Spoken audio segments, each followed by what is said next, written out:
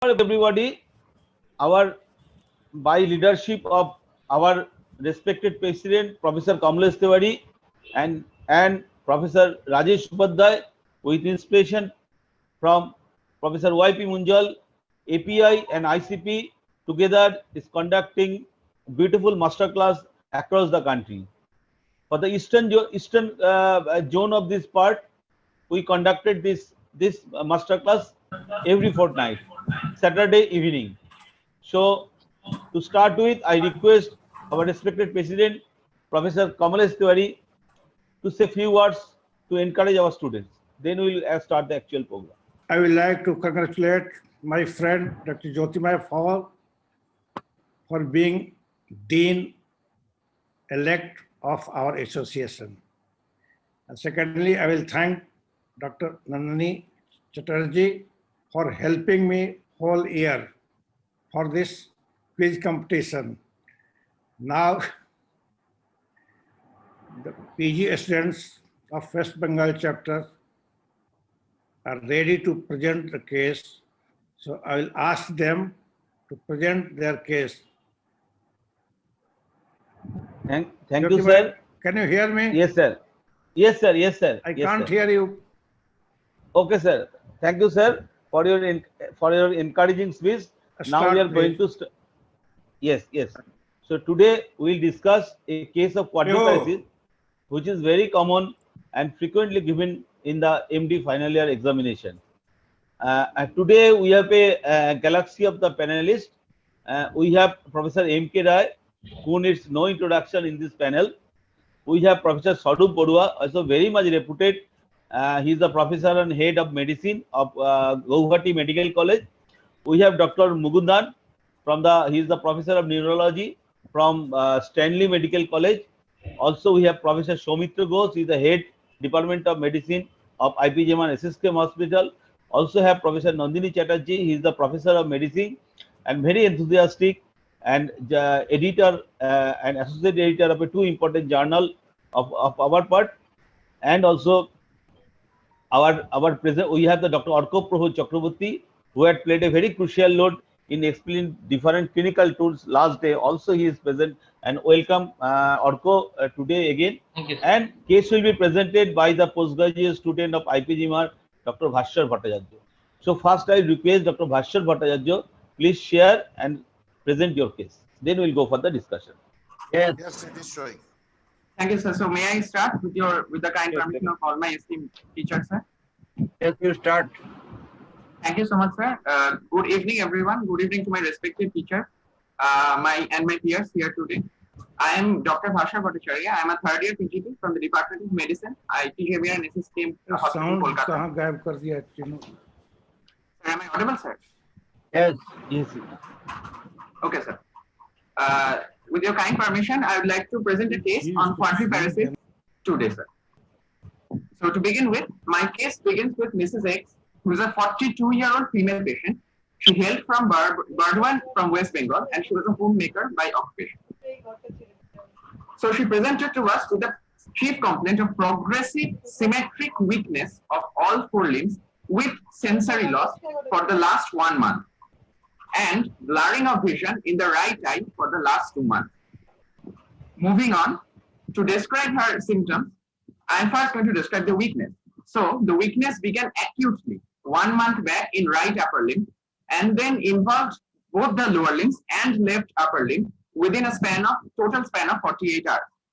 The weakness progressively increased over 2 weeks and then reached a plateau, and thereafter the weakness started showing improvement while in hospital admission. And the weakness was more in the lower limbs than the upper limbs. Also, the patient complains of both difficulty in getting up from squatting position, bending knees, as well as negotiating chappals. And in the upper limbs, she also complains of difficulty in combing hair, as well as buttoning and unbuttoning of garments for last 1 month. And she says that the weakness of limbs was associated with stiffness and paroxysmal involuntary painful spasms. However, she did not complain of any thinning of any muscle groups. Moving on to the sensory symptoms, the weakness was associated with numbness, loss of pain sensation, and insensitivity to heat and cold in all four limbs and trunk from mid-neck level downwards. There was also history of an ill-defined burning neck and trunk pain which was present for the last 15 days. However, there was no history of any girdle-like sensation over the neck or trunk. She also presented with visual symptoms, and she gave us a history of insidious onset progressive blurring of vision in the right eye for the last 2 months. The blurring had, however, improved slowly over the present course of illness, spontaneously since the last 15 days. There was no history of color desaturation, eye pain, redness of eye, tearing, or itching.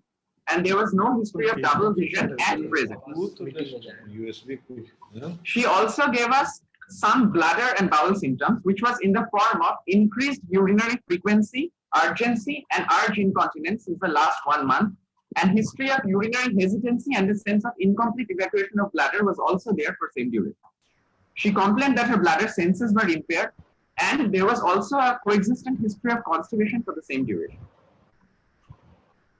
Coming to the negative history, she had no history of headache, disorientation, convulsions, or loss of consciousness. No history of drooping of eyelids, facial pain or numbness, vertigo, syncope, vomiting, or any other history suggestive of any other cranial nerve involvement. No history of excessive sleepiness, hiccups, or nausea. No history of abnormal movements of limbs or twitching of limbs. No history of thinning of muscles of the limbs. No history of fever, weight loss, cough, joint pain, rashes, oral ulcers, or dryness of mouth and eyes. And she had no definite evidence of any high-risk behavior. Now, coming to the past history, her past history was very much significant in that she had a history of fever, holocranial headache, and binocular double vision, increasing on right lateral gaze 5 months before this present set of symptoms. She was therefore diagnosed as tubercular meningitis from an outside setup and started on anti-tubercular therapy from January 2021, which she was continuing currently, however, with poor compliance. Following which, however, the headache, fever, and double vision had improved. But there was no history of the similar set of symptoms that she had in this current episode in the past. There was no history of hypertension, diabetes, or any thyroid disease. Her family history was somehow insignificant in that she was married for 18 years and lived with her husband and had 2 children. There was no history of similar illness in family members. Her menstrual history was also unremarkable. In her personal history, she was a non-vegetarian with no addictions. Her sleep was disturbed. Her bladder and bowel symptoms has been described previously. And as I said, she had no history of any high-risk behavior. So if I may be allowed to summarize my history. Yes, yes. A 42-year-old non-hypertensive, non-diabetic female patient presented with sudden onset, symmetric quadriparesis for the last 1 month, progressive for 2 weeks, and then plateauing with subsequent improvement, along with muscle spasms, stiffness, and sensory loss for all modalities in all 4 limbs and trunk from middle of neck for same duration. She also had painless progressive blurring of vision of right eye for the last 2 months and had bladder bowel abnormalities for 1 month in form of increased frequency, urgency, and hesitance. She had no history of altered sensorium, seizures, history of any other cranial nerve involvement, vertigo, syncope, thinning of muscle bulk, fever, joint pain, rashes, oral ulcers, hiccups, excessive sleepiness, or high-risk behavior. Her family and menstrual history were unremarkable. 5 months back, however, she was diagnosed to have TB meningitis and put on anti-tubercular therapy with poor compliance. Sir, shall I move further? No, wait here. So, I will ask you, so what is your provisional diagnosis? And first you say, Yes, sir. what can be the anatomical localization of the lesion and what type of lesion you suspect from your history. Then we will go for the discussion. Thank you, sir. Sir, so as I said in my summary, that the patient in our setup had presented with sudden onset symmetric quadriparesis for the last 1 month, which was progressive for 2 weeks and then plateauing. Along with this weakness, which was hololimbic, that that she had proximal as well as distal weakness in all four limbs. Along with this, she had also sensory loss, particularly negative symptoms of numbness, loss of touch, pain, sensation, loss of touch, pain and temperature, as well as bladder bowel symptoms. So from this aspect, I would like to localize my anatomy of these lesions in the spinal cord. Peculiarly because she has quadriparesis, I would further like to say that the lesion is probably in the cervical cord. Now, along with this, she also had a complaint of blurring of vision in the right eye for the last 2 months. Because of this, because she has blurring, so this blurring could have been a local cause in the optic media, or it could have been some abnormalities in either the retina or the optic nerve. Now, from the history, she did not have any symptoms of redness, hearing, itching. So it is unlikely that there is a local, the lesion is localized to the optic media, and it is likely that it can be either in the retina or in the optic nerve. So to summarize again, I would like to localize my lesion right now with to a cervical myelopathy and possibly a right-sided optic neuropathy. Now, coming to the myelopathy, sir, she had presented with symmetric weakness. She did not give any history of any girdle-like sensation. She did not complain of any root pain. She did not have any local complaints of pain over the spine. Thus, it is unlikely. I would rather favor a non-compressive etiology when it comes to the spinal cord rather than a compressive myelopathy. So, in summarize, I would like to say that she is probably likely has non-compressive cervical myelopathy along with an optic neuropathy. Right side. Dr. Bhaskar, I Yes, have sir. few queries. You Yes, sir. told Sure, sir. that the total duration is almost for 1 month, and first one limb is upper limb is involved, then the lower limb, then the contralateral upper limb. That is more a clockwise distribution. Yes, sir. So why you are not thinking the acute presentation, or it is rather a subacute presentation of a compressive myelopathy? Yes, sir. That can also be a possibility in my in the given set of symptoms in my patient. But that can also be a possibility. But usually in these cases, if there was a previous compressive myelopathy which has proceeded to an acute event, there is usually a history of slowly progressive asymmetric symptoms, which suddenly it leads to a sudden symmetric paresis.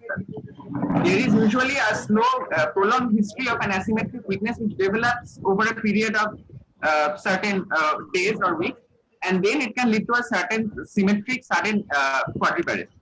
But then again, sir, I would also obviously like to keep that as a second differential in my patient, sir. Bhaskar, tell me one thing, whether you are thinking it is a myopathy, myoneural junction, neuropathy, or Yes. myelopathy. How will you differentiate between these three? So primarily, first the patient complains of hololimbic weakness. Number two, the patient from the history that she gave was that she had complained of stiffness, and there was history suggestive of flexor spasm. So I am not thinking in this case of any element lesion. Furthermore, the weakness, the Chart. probably spastic weakness, I will need to confirm that from the clinical examination. But from history, as far as I'm getting, it is probably a case of spastic weakness. Along with the spastic weakness, she had also a complaint of sensory loss from the neck, from a definite level downwards, as well as bladder bowel symptoms. Then again, but she had no history of any disorientation, altered consciousness, any seizures or loss of consciousness. So it is unlikely that there should be the cortex is involved, and she had no history of brainstem cranial nerve lesion. So I would like to keep my.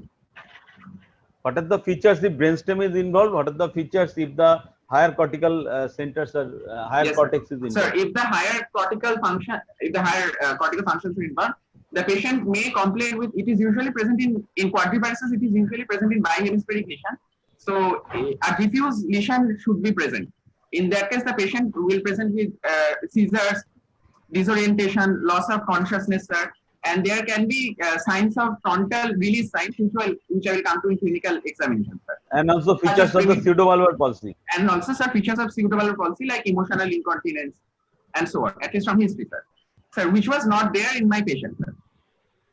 So There is, yes, so you thinking it is a cervical cord lesion, yes, sir. and your first diagnosis is a non-compressive myelopathy. Differentiate diagnosis is a subacute presentation of compressive myelopathy. Yes. No, why not is a case of neuropathy? Sir, in neuropathy, classically the lesion begins from distal to proximal, sir. It is usually bilateral symmetrical, and there is no history of any history suggestive of any spastic weakness or any flexor spasm. It is an element lesion, sir. And element usually, yes, continue. Yes, sir. Continue. And usually there is also, in long-standing cases, there is usually a history of atrophy or thinning of limbs, which begins from below upwards, that is from distal to proximal, sir, which was not the case in my patient, sir. Professor M.K. Rai, please interact. Sir, Doctor, you are mute. Sir, you are mute. Sir, I can hear you, sir. Doctor Rai, you are mute. Please unmute. Sir, you can unmute, sir, also. Dr. Rai, you are co-host. You can unmute. Okay. Orko, Yes, Orko Prabhu. Yes, sir. Do you find any lacunae in the history, or it is okay for the MD students? Sir, it's a very well taken, well presented history. One thing I must say that when we are approaching a case of a quadriparesis, we should also keep in mind about he has a very well taken history of the limb weakness, but we should also keep in mind the history of any truncal weakness, whether he or she had any difficulty in rolling in bed, or she needed any support in getting out from bed. Because in assessing any root lesions, suppose in some polyradiculopathy, we may get such weakness. So this is one point in history which should have been mentioned. Right. So that is a very important thing what he has mentioned. And Bhaswar, can you tell us if the patient has got a problem in the truncal muscle weakness? Where is the likely lesions? Where is the likely chance of lesions? Anatomical lesion in truncal? Yes, sir. Sir, it can indicate a radiculopathy, sir, in these cases. Right. Very much. Or a root lesion, if there is any difficulty in lifting your, rolling the side in the bed or getting up from the bed, is any cervical lesion can cause any truncal problem? If there is any problem in the cervical region, can there be any problem in the truncal region too, due to the cervical region involvement? Yes, sir, there can be problems, sir, in the cervical, upper cervical part. It could be radiculopathy, and also in the cervical lesion, we can get the problem in the truncal region. Yes, these are the two things maybe sometimes the examiner asks. Yes. Now I will ask Dr. Mugundan is here, Professor Mugundan is here. So, sir, can you like to make a comment at this stage? Yes, sir. Sir, is presented very well.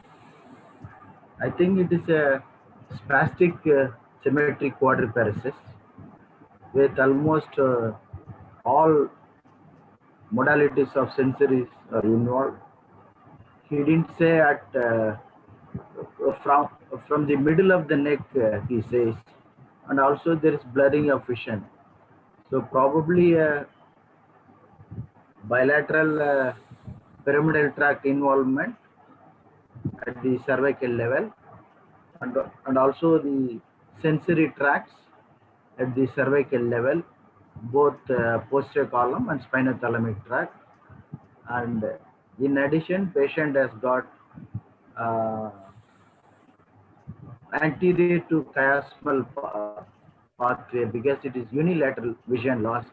So probably a right optic neuritis with a cervical myelopathy. Any question to the presenter? Have you got any question to the presenter? Please put question to presenter. Yes. Okay, I have got a question to Bhaswar. Yes, Bhaswar, you have told it is a cervical myelopathy.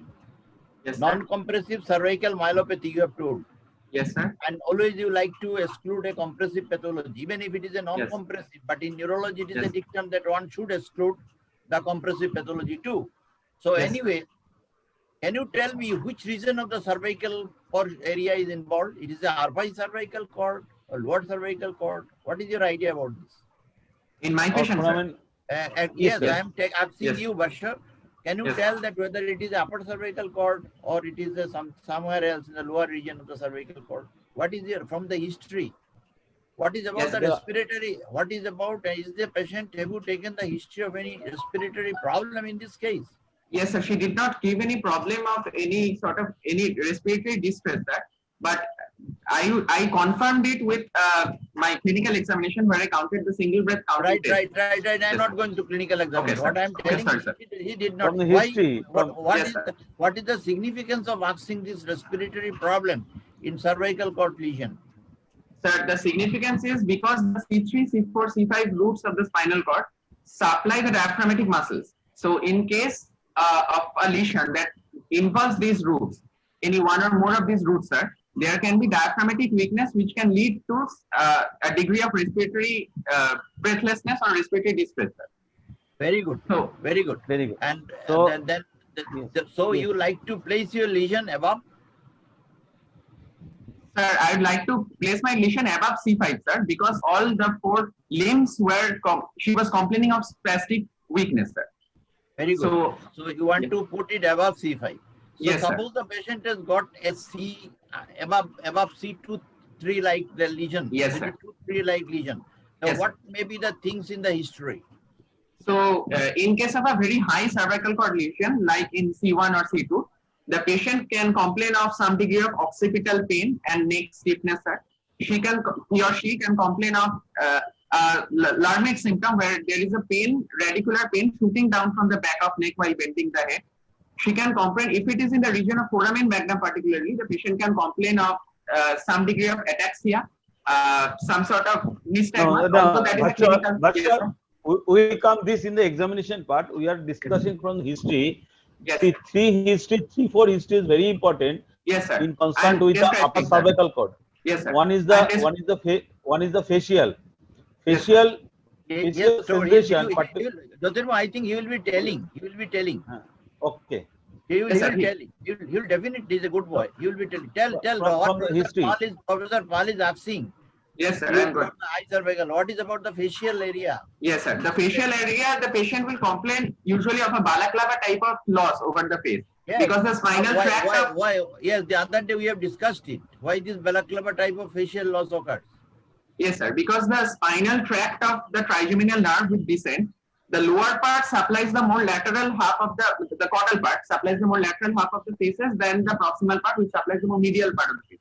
So it Yes. often comes, the patient often comes with a complaint of an onion skin peel pattern of Very good. sensory loss.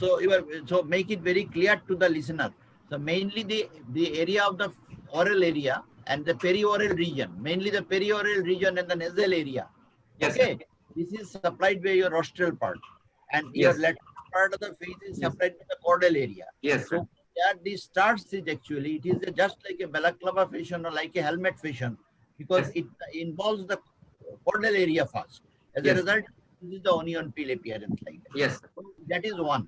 Number two, So, you yes, have sir. some problem- you can have Yes. some problem with Cranial nerve, sir, the lower cranial nerve, sir. Yes. Especially Yes, the which nine. cranial? you can have It is the dysphagia 11th. problem. Sir, No, nine. it is the Yes. No, Bhaswar is the Yes, sir. 11th cranial nerve that descend up to the C4 level. So sir. you can have some the shoulder and neck movement. You Drooping, can yeah. weakness hand drooping. You can get it, and Yes, also sir. the autonomic nervous system. Okay, Yes, these sir. are the few important history that you get in the upper cervical cord. That is very, very lesion. important. What Professor Pal is telling is very, very important. You Yes, can get yes. some autonomic instability in the form of even the POTS. That is Yes. paroxysmal orthostatic hypoxia. I mean syndrome. Then orthostatic hypotension can occur. Then can be various types of autonomic disturbances. You can have sometimes vertigo, dizziness, because if the compression is high enough and the vessels are involved, especially Yes, sir.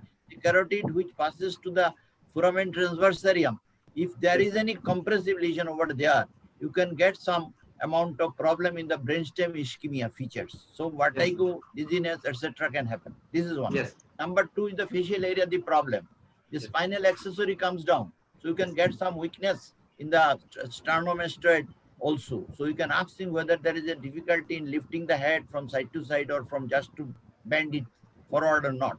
You can have the Larmitis sign, and these things are very important to ask when you take the history to find out the area of demarcation for the lesion. Okay. Bhaskar, what Yes, sir. what will be the feature if there is involvement of the lower cervical cord? This is what you told about the upper cervical cord. Suppose the lower cervical cord is involved. There is a C7, C8 or T1. Yes. This Yes, area sir. is involved. Then what will be the So- typical feature? Yes, sir. So there will be element type of features in the regions which is supplied by the C7T8. That is the medial side of hand, both upper The limbs. hand sir. muscle.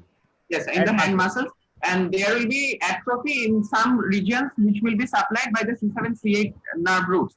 Below that lesion, there will be bilateral, symmetric, usually symmetric, or can be asymmetric in non-compressive lesion. So basically, Spastic there will be weakness. Yes, sir. yes, atrophy of the hand muscle. Atrophy That of is the more hand. important. Bhaskar, you also never forget, which I have actually forgotten to tell, that probably Bhaskar has already told that there is also the Horner may be there. Yes, You sir. can have some ptosis, Drooping up. upper Yes, cervical, yes. drooping of Yes, the sir. eyelid. That is only important point. Yes. And sometimes you can get on examination. It is not the history. In the historically, patient can complain of blurring, but the history will not give you the what the cause of the blurring is. You can have nystagmus also. You can Yes. have nystagmus in the upper side because the medial longitudinal fasciculus actually goes down. Professor Rai, these we will discuss in the examination section. Okay, so We are discussing the these history. will come into the examination part. Now, Professor We will Bodua, come on. Professor Bodua, any comment up to this stage? Shorup, Dr. Swarup Bodua. Shorup, unmute yourself. Now, can you hear me? Yes, Yes, very yes. much, very Very much. clear, Please very come. clear. In the history itself, because it is a acute onset quadriparesis, so one should take history of vaccination or not. Fever, Yes. vaccine. Very important, very important. Sir, she was. Unlikely sensory and bladder bowel involvement is there. But still, I would like this to be seen, that blurring of vision, because some of the neuropathies, those are like Miller-Fisher syndrome. Yes. This is the involvement of eye as well as the peripheral nerves. But anyway, neuropathy is slightly unlikely because all modalities of sensation is lost as well as the bladder bowel. Otherwise, and Larmit sign, because in cervical cord lesion, we are thinking Larmit sign elicited. Thank you. Yes. Thank you, Dr. Professor Bodua. Now we Can come you to Professor proceed? Soumitra Ghosh. Yeah, yes. oh, Soumitra is there. Okay. Okay.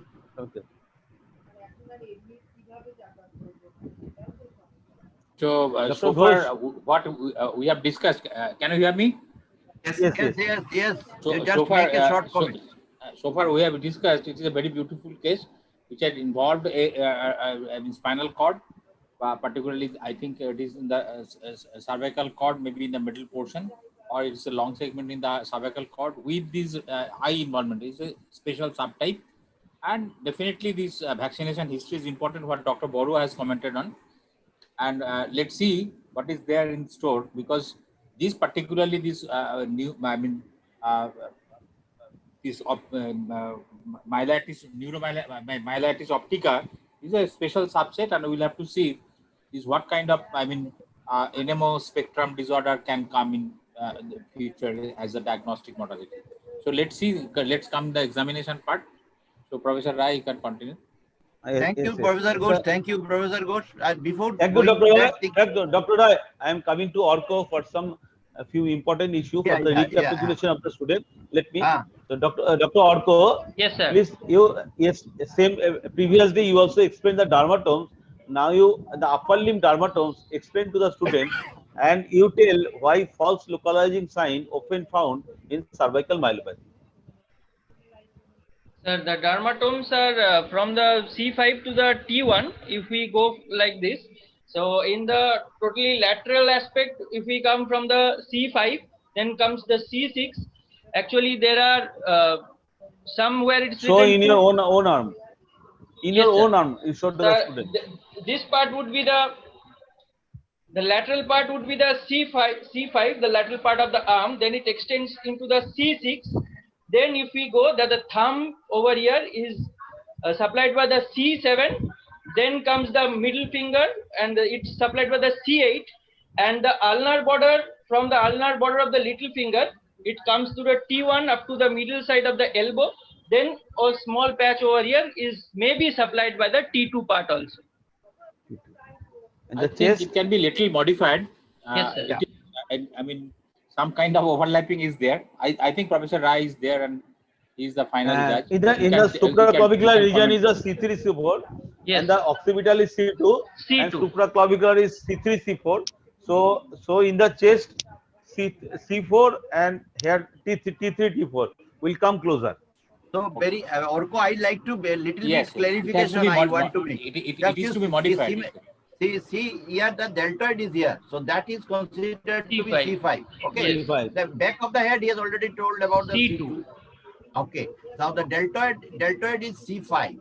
C6, you classically, this is the finger thumb. Thumb is the C6. Middle finger is C7. This is little finger is C8. Then this is C8, T1. This portion sometimes T2 comes, T1 and T2. Nipple is T4. This is a very important. This is T4. So this is the way you have to go down.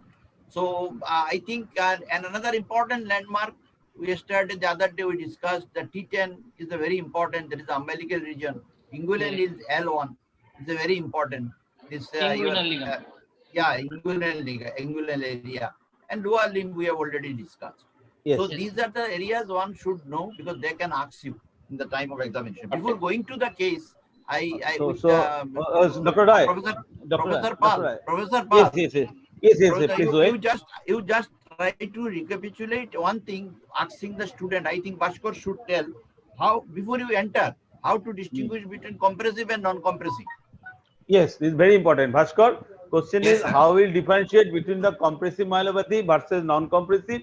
If it is compressive, whether intermedullary or extramedullary. If it is extramedullary, whether interdural or extradural. Just to recapitulation for the student to explain. Yes, sir. So first, I would like to distinguish between non-compressive versus the compressive myelopathy, sir. So in compressive myelopathy, usually the onset of the weakness is gradual and asymmetric, and in non-compressive myelopathy, it is usually rapid and acute onset and symmetric from the very beginning, sir. Number two, there is usually a history of a definite girdle-like sensation and a definite sensory level in case of compressive myelopathy, and usually there is no history of any girdle-like sensation or root pain or any definite sensory level in non-compressive myelopathies. There is usually a history of any local spinal pain, tenderness in case of a compressive myelopathy, and usually none in cases of a non-compressive myelopathy, sir. There may be, on examination, there may be certain angulation and gibbous present, and there from the history, sir. one important word you must have to use in compressive lesion, there is sequential involvement. This particular word you use, sequential involvement, is very important. It is non-selective, sequential involvement. Whereas in compression, it is always selective. Yes. And it is discrete tracts may be involved in some cases. Yes. But that statement, what you have made, that is a non-compressive is always quick in onset. No, it is not correct. It only in case of non-compressive, case of ATM, that means acute transverse myelitis, which is usually subacute. To acute to sub, necrotizing variety is acute. Otherwise, you can have non-compressive with a long history, like your combined subacute combined degeneration cord, motor neuron disease, laterism, Friedreich's ataxia. So these will take years together. So it is not very quick and like that, except in case of your acute transverse myelitis. Yes. Okay, then you proceed. How do you distinguish between this extradural and intradural? Now, first is intermedullary now. Bhaskar, first intermedullary and or extramedullary. extramedullary. First, Yes, sir. how will differentiate?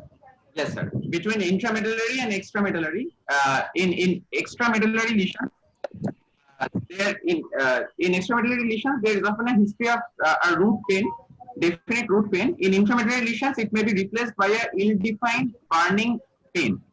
Number two, Yes. in intramedullary lesions, That because is of called the arrangement funicular pain.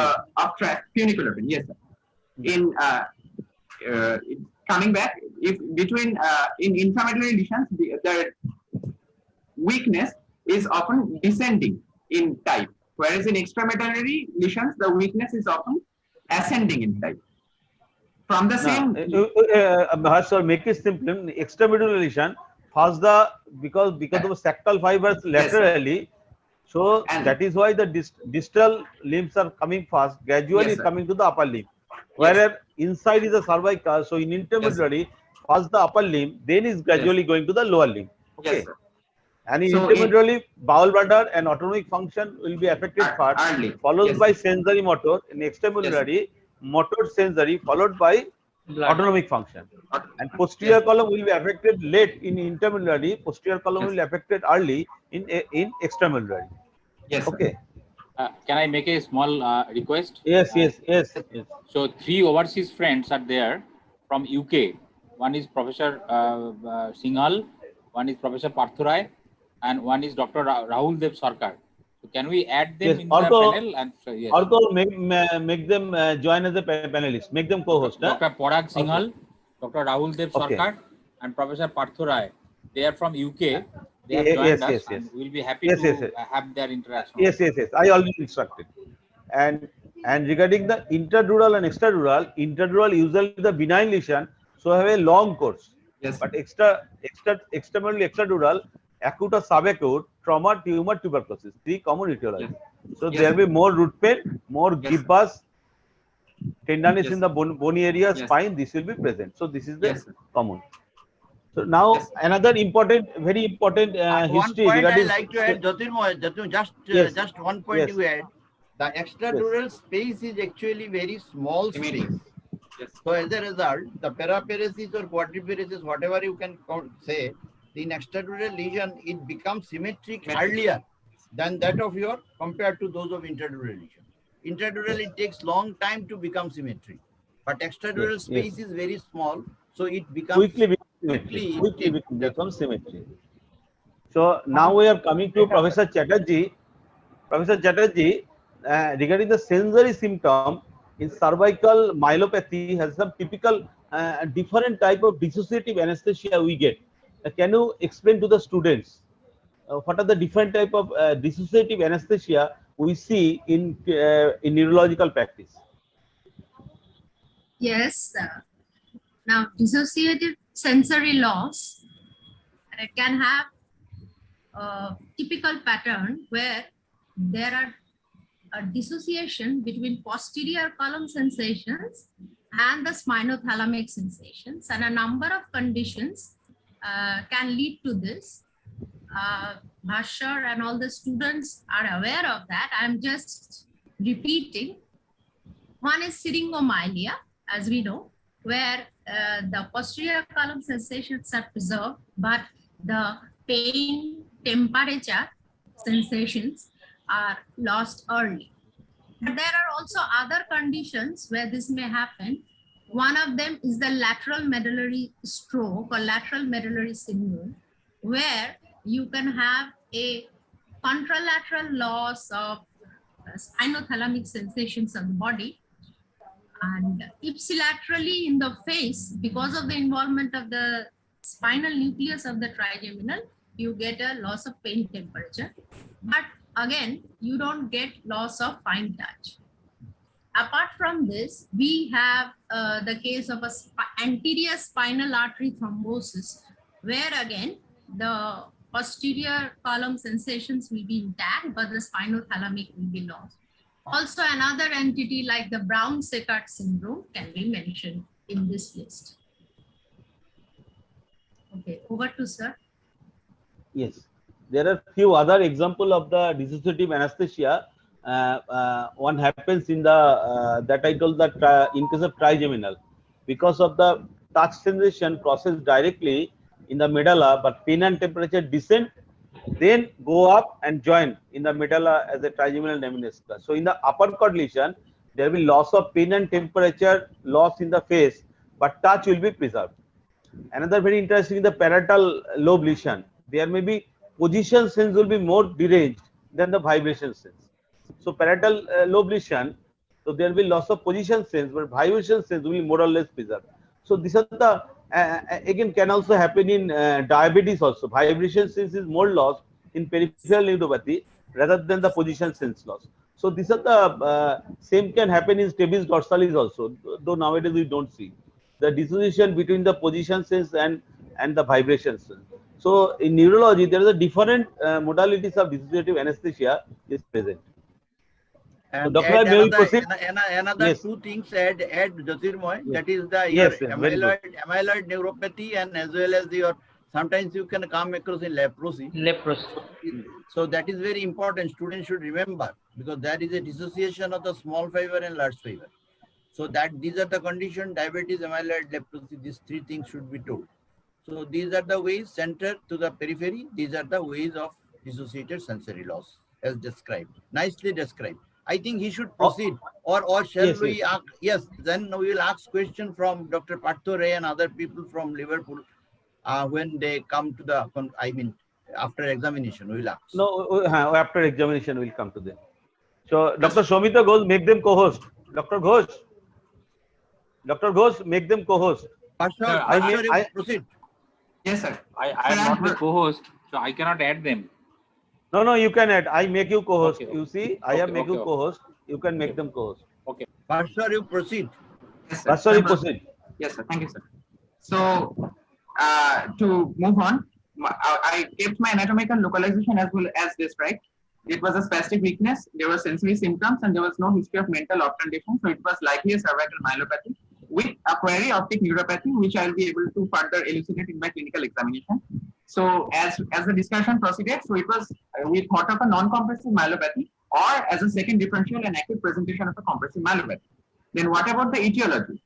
So for a non-compressive myelopathy, because the blurring of vision as a subset has improved slowly, spontaneously, and it was a sudden onset weakness, we kept demyelination as a possible etiology. And among these infectious, parainfectious, connective tissue disorders, primary demyelinative syndrome, and as another differential, a possible vitamin 2 deficiency could also be present because of optic atrophy, possible optic atrophy and weakness. As a second major differential, because we also thought of an acute presentation of a compressive myelopathy. And as sir respectfully said, that we should always keep a compressive etiology in mind before we think of a non-compressive etiology, as the idiom in neurology. We also kept a caught spine with a fracture dislocation of vertebrae or a cold abscess compression as a second differential. So moving on to the examination. So coming to the general. Just go to the previous slide. So Orko, do you think this is okay? Sir, actually, they are almost correct, but one thing I must say that in the case of multiple sclerosis versus NMO, usually multiple sclerosis to begin with has a unilateral optic neuritis, and in NMO there may be together the two optic nerves may be involved together, or there may be sequential involvement. Another thing, in metabolic vitamin B12 deficiency, the presentation is very acute in comparison to the presentation found in vitamin B12 deficiency. In the term of compressive, yes, there are few points. Compressive, such acute presentation without any pain, without any abnormal sensation in the neck, it's actually not present, because the acute causes, like where there is a maybe a posterior central disc prolapse, or maybe due to some hematoma or due to some abscess, those allied features are not there. So acute presentation of compressive myelopathy I would keep very low down, and also an acute presentation of vitamin B12 deficiency I would also like to keep it lower down. Well taken, well taken. Now Yes. I ask Bhaswar, Yes, sir. you have given, you tell me, you have written demyelination and you have written the tubercular. Yes, sir. So tubercular demyelination, what is the mechanism? How the tuberculosis cause demyelination? That is the most important thing, especially when you think in terms of paraplegia or quadriplegia. Yes, sir.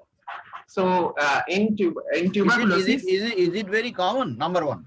yes, sir. It is a very it is an unlikely phenomenon because most of the cases of tubercular involvement of the spine are due to direct bacterial invasion from the bone itself into the spinal cord or a granuloma formation or an arteritis, which can cause local ischemia of the cord. Having said that, there are case reports where it has been shown that transverse myelitis due to an autoimmune phenomenon, that is a demyelination, can occur because of an abnormal immune response to the tuberculin protein, particularly if the patient is on ATT and his immunity is improving, which can lead to an autoimmune reaction against the tubercular protein. So given the scenario in my patient, although it is it comes lower down as a differential, but given the presentation in my patient where she had a case of meningeal tuberculosis and she was on ATT for quite some time, albeit with poor compliance, I'd still like to keep this as a differential in my patient. Sir.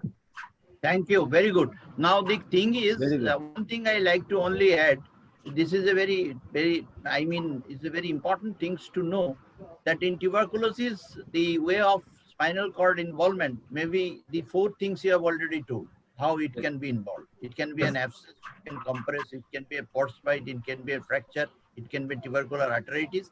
Now regarding the demyelination, my point is, one point you are very much right, that one is an immunological mechanism.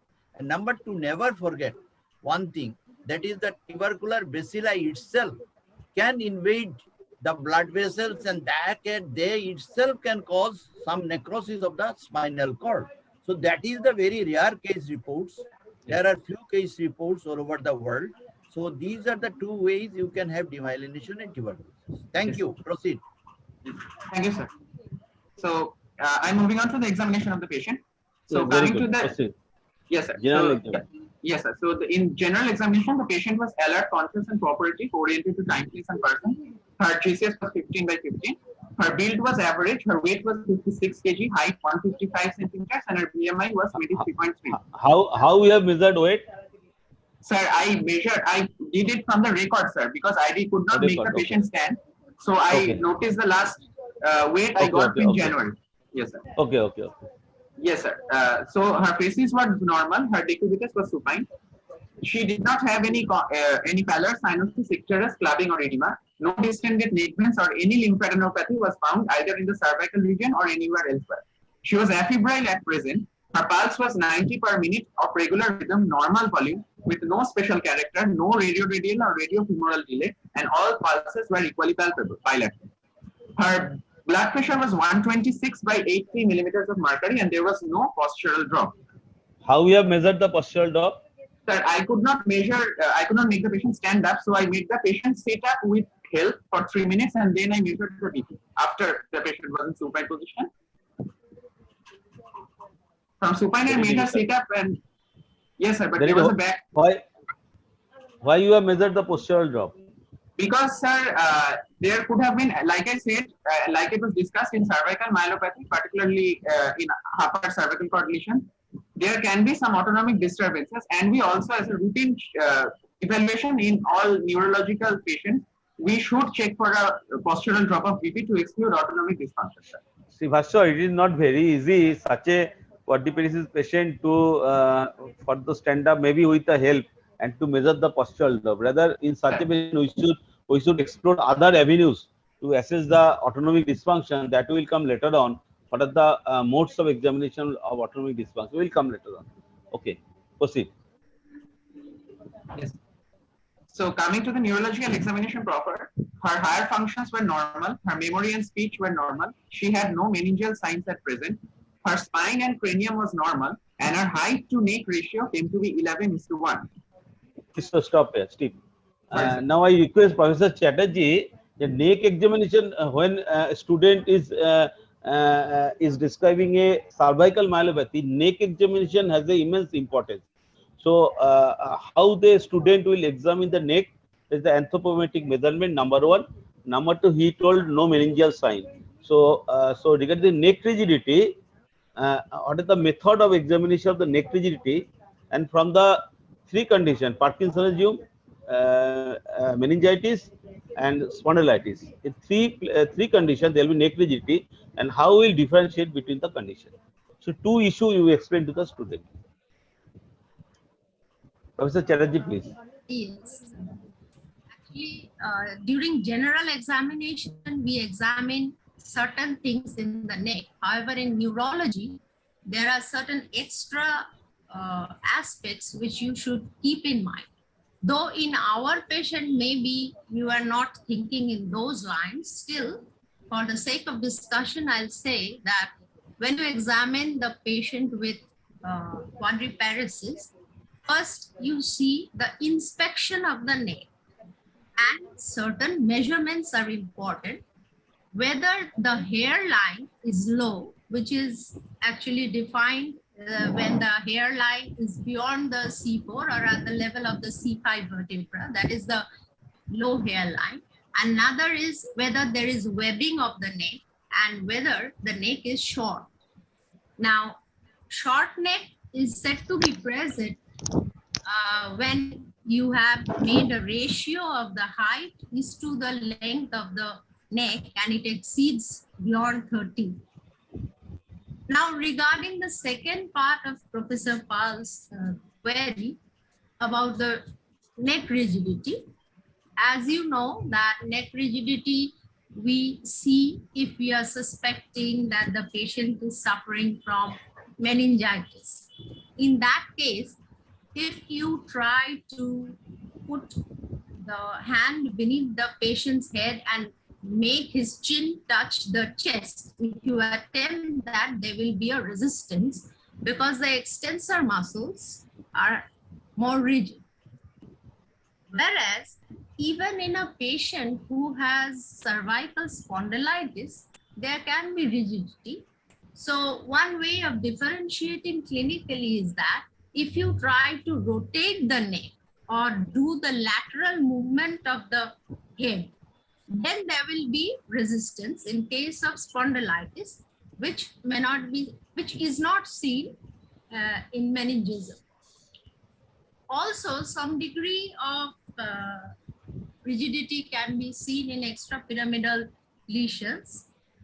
There, first you have to take into account the overall clinical picture and signs and symptoms of the patient to diagnose that.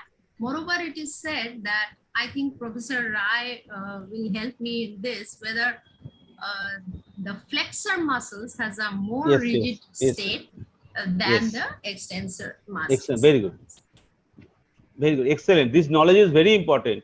In case of Parkinsonism, it is the flexor muscle which is more rigid. In case of meningism, the extensor muscle is more rigid, and spondylitis, first the lateral movement will be restricted. But in but the advanced stage of meningism, all the muscle component may be rigid. So, so now, Bhaswar, you proceed. Yes, I think, but Jyotirma, you add one thing for the student's sake. If the patient develop encephalitis, meningoencephalitic picture, then you may not get any rigidity. That should be also told to the Yes, rigid. Yes. Okay, proceed. Bhaskar, proceed. Thank you, sir. So, moving on with my immunological examination. Bhaskar, how you have measured the length of the neck? Yes, sir. Yes. So, how I measured the neck and the height neck ratio.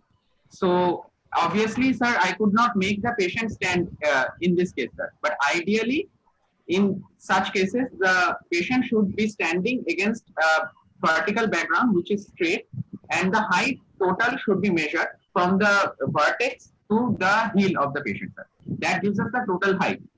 The patient should be made to stand in such a way that her neck, his or her neck is neither extended nor flexed, such that the lower margin of the eyelids is parallel to the ground.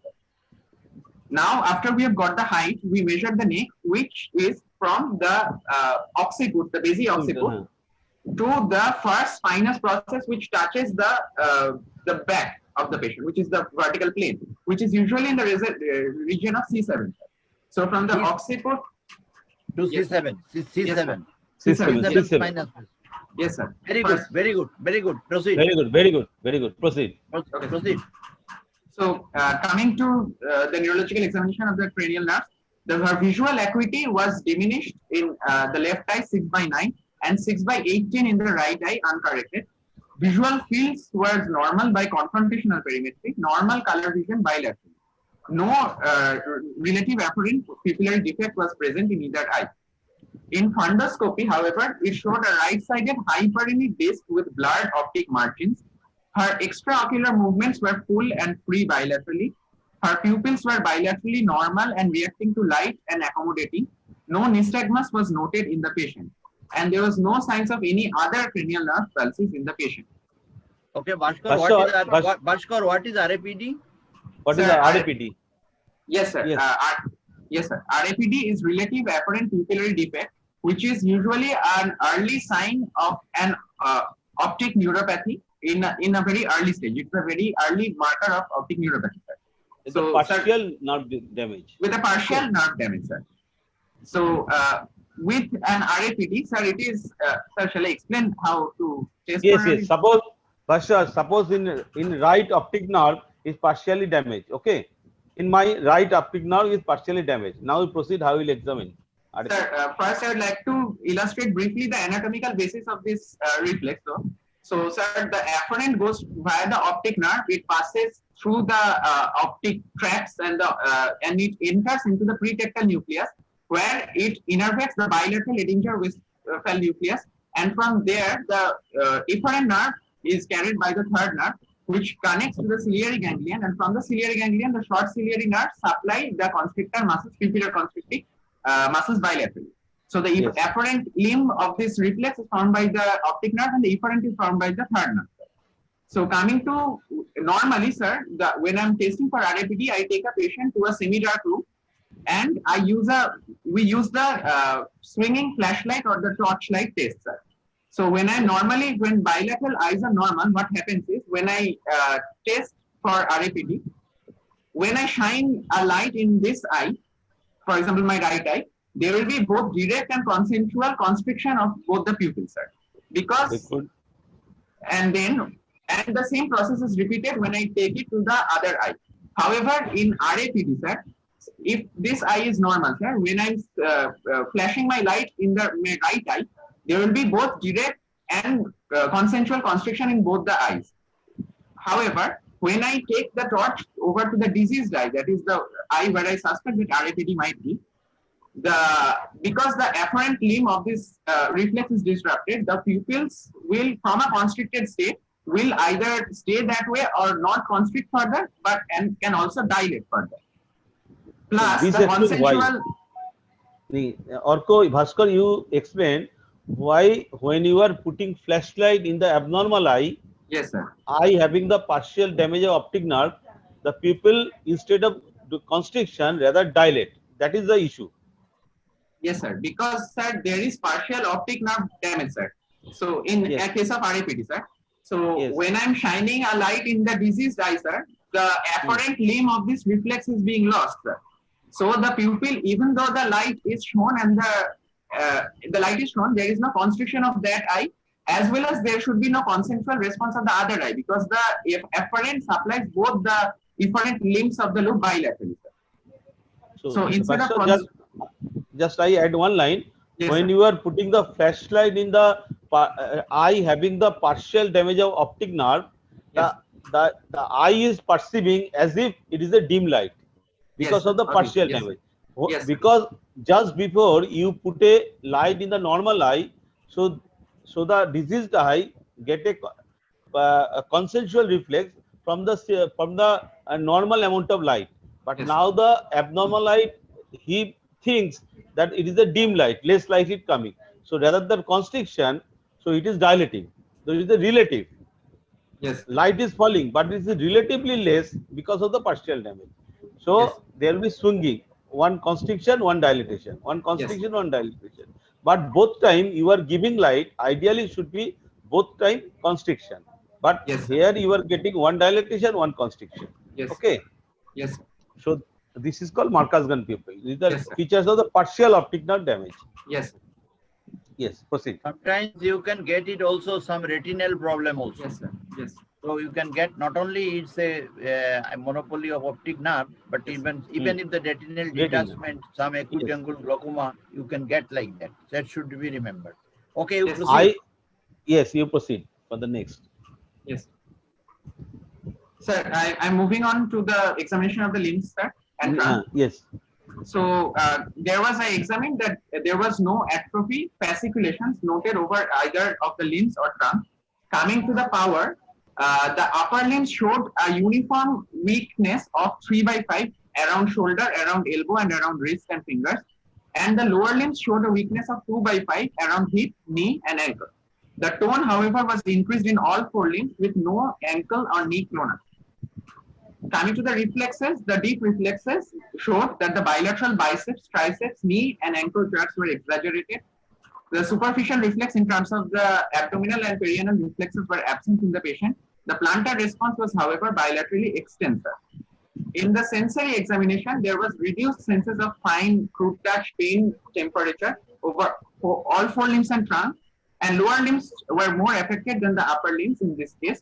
The joint position and vibration sense was also impaired up to bilateral clavicular acromion process. The sensory level was therefore elicited at a level somewhere in the mid of neck corresponding to a level of C4. The cerebellar signs could not be tested in this patient.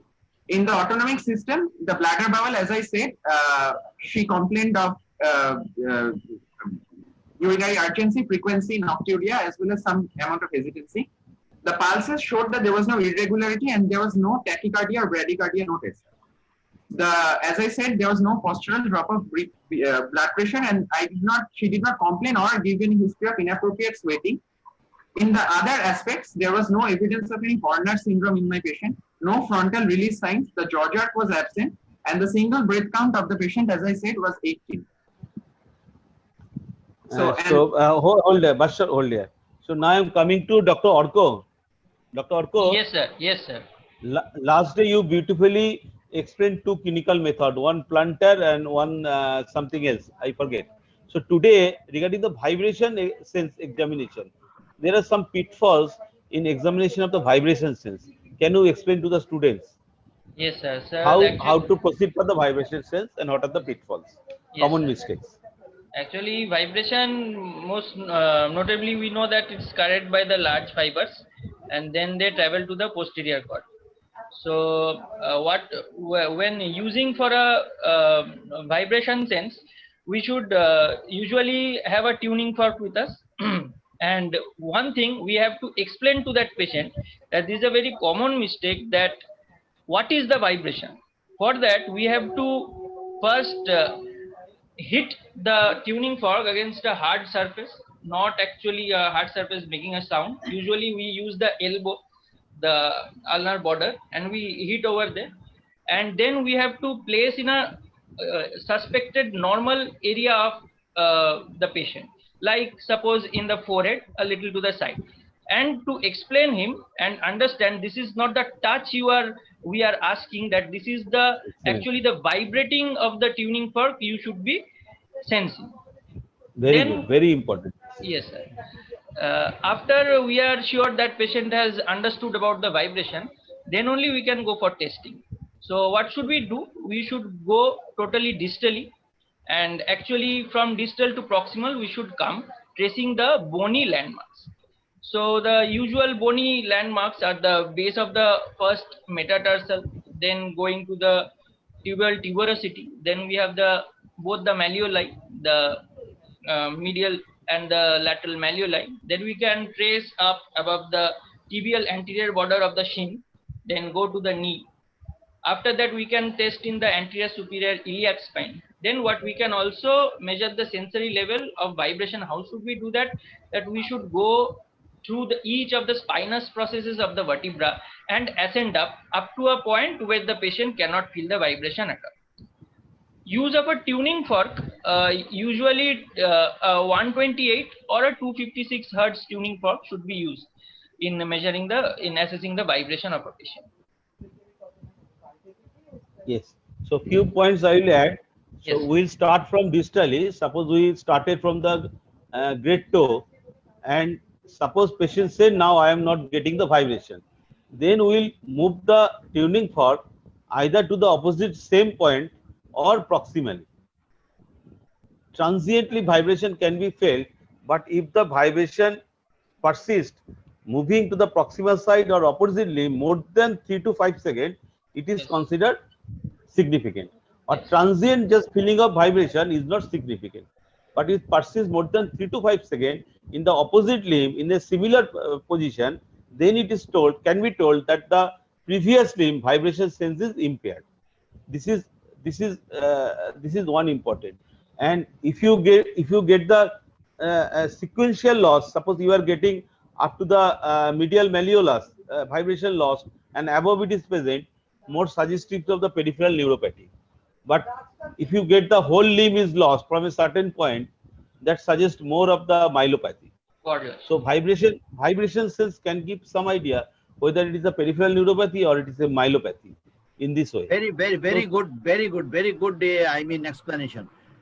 So, in other words, what Professor Pal was telling, this is one of the way to find out the level of the lesion in compressive myelopathy. Yes. Okay. So you go Yes. from below and up, and at the level of the D10, or I mean, vertebra, maybe D7, there is a loss of vibration from D7 onwards. So probably We can there get a is some, bend up. yeah. So Yes. then with a bend, so you can make out the lesion is where is the situation of the lesion. This is one important. Now a very funny question, very interesting question. One examiner was there with me for a long time. I was an examiner of food. So he asked a question to the student that what are the uses of tuning fork and what other condition you can use the tuning fork. So your answer should at that time, the student told one or two. I think the very interesting. You can use the tuning fork for your Renis and Weber. You can use the tuning fork. Of course, the hertz will be different, 512 and 924. So 556. So you can think about the 128 classically for your lower lip vibration. But when you come to the ear, you have to see the how much hertz you are actually using. This is another use of tuning fork. Number three, sometimes is a crude method. We use the the bottom part of the tuning fork to see the cold sensation. Sometimes we place this you don't have any ice cold water or something like that. So from it is a very crude way of seeing your just touching whether you are feeling hot or cold. Like that, you can place it in the patient's skin and whether he or she is feeling the cold sensation or not. So these are the ways sometimes the examiner access. This is just from my experience. Very good, excellent, Professor Rai. So I am coming to the orco, to the Yes, student. You describe another two issue very common found in the cervical myelopathy. One is the crossed hemiplegia, and another is the clockwise development of the weakness. So you explain how the anatomical crossover of the fiber or position of the fiber can explain the two issues frequently found in compressive myelopathy. Yes, First, sir. you say the cross hemiplegia. Okay, sir. Sir, one thing I would like to say that when the motor fibers are descending, usually obviously the hand has to be supplied first. So the fiber supplying the hand lies more laterally, and the leg, it is more medial. So what happens similarly in the hand, then on one side there is the fibers of the hand, then the fiber of the lower limbs, then on the other side medially it lies the of the lower limbs, then towards the more laterally of the other side it comes the hand of the opposite side. So what happens when there are four columns, if we can see that hand of left side, the leg of left side, then the leg of right side, and the hand of the right side. So what happens when extramedullary compression is happening from laterally? What happens? What is first involved is the hand of the left side, then it occurs to the leg of the left side, then what comes is the leg of the opposite side, and then what comes is the hand of the other side. So this is a All right. U pattern. So this is a U pattern. U. So U pattern is formed. Now about the crossed, that is what is the crossed hemorrhage occurs also in the high cervical cord injury at the Yes. level around of foramen magnum, where what happens, there is decussation of the pyramidal tract. Upper limb. Yes, sir. Yes, sir. Yes. What happens is the decussation of the upper limbs occurs a bit more proximal than the decussation of the lower limbs. So as a result of which, at one level, there is fibers supplying the upper limb of one side, whereas at the same level, the fibers supplying the opposite side lower limb is present. So as a result of which, the compression at that site around foramen magnum leads to such crossed hemiparesis, where there is weakness of maybe the left hand and the right lower limb. Very good, very good. All students So who are connected. to what should be used, Orko? Yes, sir. The first I mean the phenomenon which you have told, just for the sake of the postgraduate students, I am telling them it is called around the clock pattern or Aldridge phenomenon. Yes. That Early is a very Yes. Early phenomenon. Aldridge phenomenon. EHRLIA. And the second part, which what you have told, it is called the cruciate hemiplegia. Yes. Cruciate hemiplegia. Yes. Okay. So these yes. are the two.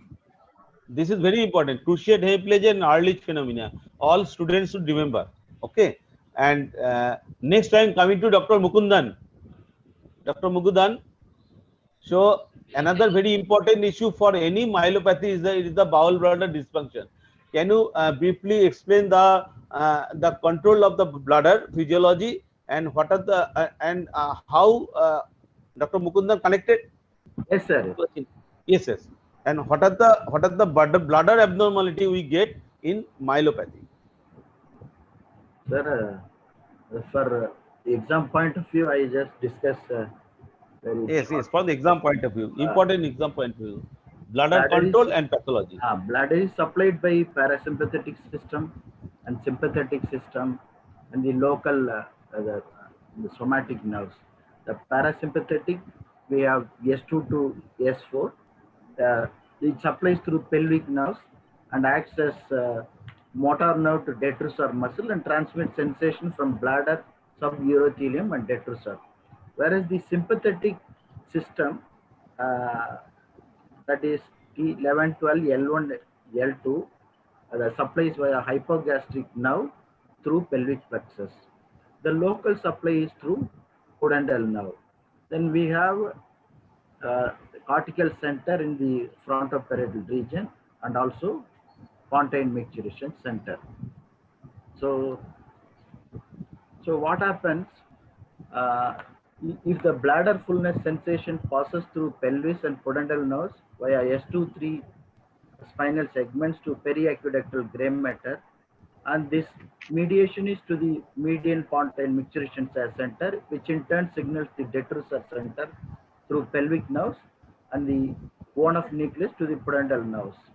So the medial pontine micturition center is inhibited by the cortical center until it socially appropriate to void. The sphincter and detrusor have reciprocal activity, thereby leading in filling and voiding. The internal sphincter prevents leakage during filling the bladder and prevents the reflux of semen into the bladder during ejaculation. It serves only a small role in micturition control. Sympathetic nerves have no part in the micturition. If there is stimulation of the parasympathetic nerves, it causes contraction of the detrusor and relaxation of the internal sphincter. Whereas the sympathetic, which causes relaxation of the detrusor and contraction of the internal sphincter. In the type of bladder, we come across clinically only 5 neurogenic bladder. We have 1 cortical uninhibited bladder and 2 automatic bladder, 3 autonomous bladder, 4 motor paralytic bladder, 5 is sensory paralytic bladder. So even in this case, we did not discuss about the localization of bladder in the history. So in case of cortical uninhibited bladder, which occurs in strokes, and other conditions where we have to look 3 or 4 points in the history we have to ask. So is there any bladder sensation is present or not? So what is there any history of residual urine? Then we have to ask about hesitancy, precipitancy, urgency, incontinence, all these things we should ask. In case of cortical uninhibited bladder, the bladder sensation is present. It is like child's bladder. So the capacity is very small, very minimal amount. Whatever the urine collects, so it is just passed like a child. So they will have frequency of urgency is present in these type of patients. The next comes like our case, automatic bladder, where the lesion is above the spinal center. Above the spinal center, it is involved. So it is called automatic bladder or UMN bladder. So in which the bladder sensation is variable. During acute phases of spinal shock, the sensation is absent. While during recovery of the spinal shock, the sensation may be present. Then the capacity is small, and the residual urine is very minimal. A common symptom is they will have difficulty in initiating micturition, urgency, and the precipitancy sometimes there. Next condition is autonomous bladder, lower motor neuron bladder. The lesion is at the level of sacral center, commonly occurs in caudaconus lesion. So patient will have the symptoms of perianal sensory loss, because the S234 is involved, and urinary incontinence or fecal incontinence may be there, where the bladder sensation is absent, and they will have some dribbling incontinence may be present. The capacity is not greatly increased, whereas the residual urine is moderate. The residual urine is moderate. So the next comes with the sensory paralytic bladder. So this is our the other is called de-afferented bladder, where the posterior roots or post-root ganglia may be involved, where the sensation is absent. So patient will have large amount of residual urine. So in which type of bladder lesion you will get very large amount of residual urine? That is sensory paralytic bladder, which occurs in tabes dorsalis. So the lastly we have motor paralytic bladder, which occurs in polyradiculopathy. Commonly we see in GBS lesions, where they will have painful distension of the bladder. The bladder sensation is normal. The capacity and the residual urine will vary. So we have to know all these type of bladder accordingly. So we should elicit history accordingly, that the bladder sensation is present or not. So what is the urinary symptom? What is the level of this thing? Even after passing urine, they will say, I have incomplete emptying urine, like that they will say. So based on this, we can localize even at the history level about the types of bladder. So in this case, so probably the lesion is above the sacral center, that is automatic bladder or UMN bladder. Thank you.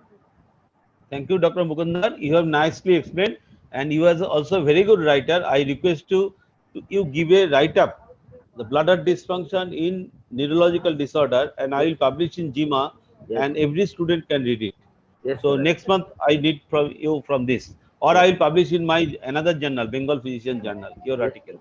So regarding the my one comment regarding the jerk and sensory examination, though may not be applicable in this case, but when you are examining or describing a quadriplegia, two jerk, particularly the supinator and finger flexion, to be mentioned, may not be applicable here because all jerk are exaggerated. Another regarding the sensory examination, separately the sensory examination of the face to be mentioned separately because of the presence of trigeminal. So this is the comment I can comment at this moment. Now we'll come to Professor Sharup Barua, your comment. up to this level. Professor Bodua, you have a vast experience of taking exam. Yes, Dr. Bodua. whatever. Can you hear me? Yes, yes, Yes, very yes, nice. yes. Yeah, what you have pointed out regarding the examination of the face, it's correct. And anyway, very nicely, though not in a format we in a writing examinations. Okay, because reflexes, some people write motor, sensory, then reflexes, because reflexes say they got a both sensory and motor element. Anyway, now we are landed up with a spastic quadriparesis with an optic neuritis. Let's go for the differential diagnosis with bladder bowel involvement and spastic sensory bladder bowel involvement as well as optic neuritis, optic head. So now let's go for the differential diagnosis. So, Bhaswar, Yes, just sir. you tell me one question, because I mentioned the supinator jerk is very important to explain or to describe why we are dealing a quadriparesis case. Why? Sir, in case of, there may be inversion of the reflexes involved. For example, if a lesion is in the C5, C6 region, the supinator jerk, there may be inversion of the supinator jerk, which can pinpoint a lesion in the region of C5, C6. Supinator by C5 and C6. Yes, The arm, the flexion is C5 and yes, femur movement by C6. Movement is C6. So, Yes, so if there is lesion at the C5, the arm flexion, this part will be lost, but finger flexion will be exaggerated. Yes, sir. Okay, so this is called inversion of the supinator. That means one component is lost and other component is exaggerated. That is called inversion of supinator. So, yes, inversion means lesion at the C5, not C5, C6, lesion at the C5. This is the importance. So now we proceed. Dr. Rai, may I proceed? Professor Rai and Professor Pal. Orko, Yes, yes, yes. Professor Rai question and Professor Pal. Professor Giridhari Kaur is here. Professor Bhaswar Ghosh is here. And Professor Make Bhattacharya them is co-host. here. And Make them co-host. We'll make them already co-host they are and put, if you ask them for any Make them comment, co-host. okay. Professor Before, Bhattacharya, Bhaswar Ghosh yeah. and Giridhari Kaur are there. all will take their opinion. Okay, thank you. I think Bhaskar, yes, sir. Orko is there. Orko. Yes, yes, There is a sir. question in the chat box. Why you use 128 Hz in vibration sensation? There is a question by somebody.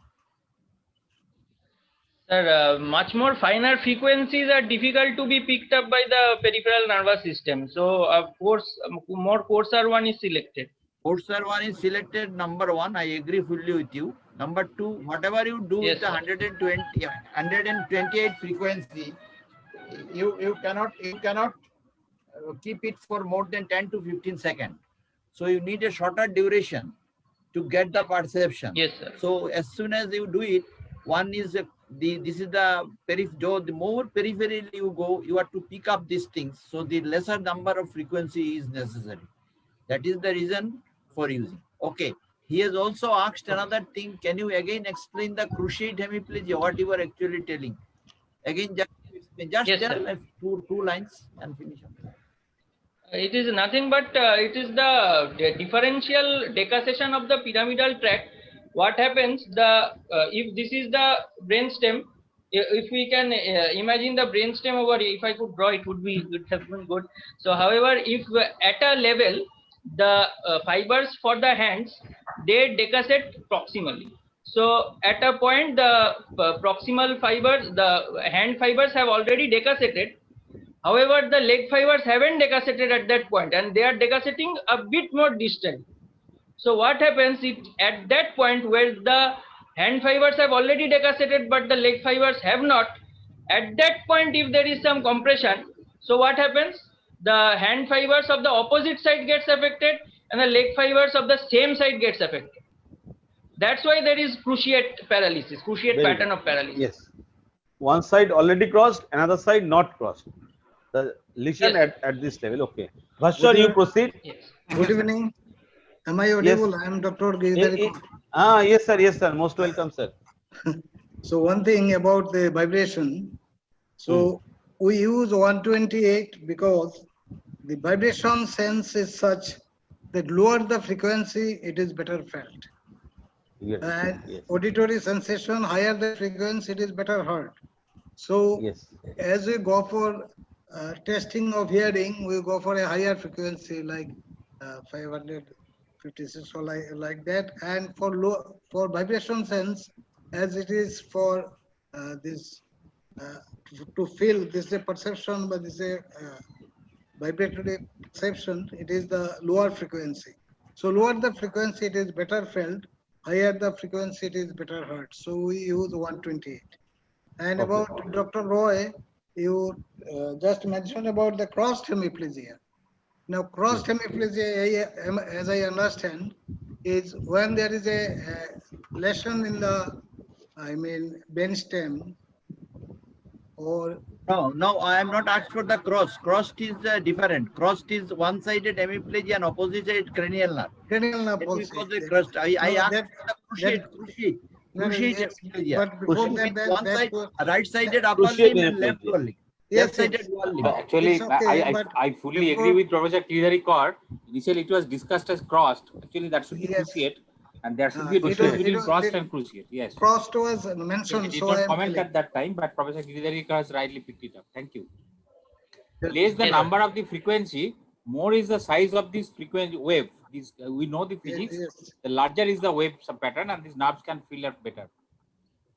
Okay. Okay, So, proceed. Bhaswar, you Bhaswar. proceed. Thank You you, proceed sir. for the differential diagnosis.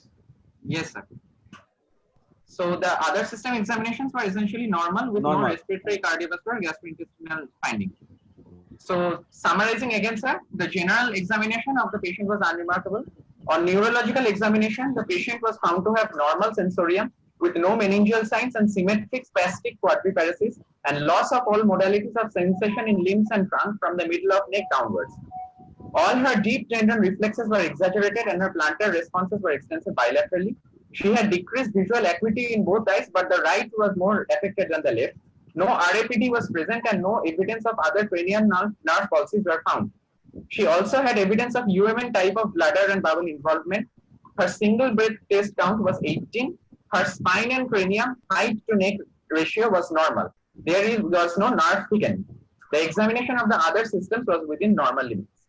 So again, to localize, we are thinking, as we had discussed from our history, it is telling with the finding that it is a cervical myelopathy, and because the sensory level was somewhere around the middle of neck, it was most likely around the C4 segment, and again, possibly non-compressive etiology.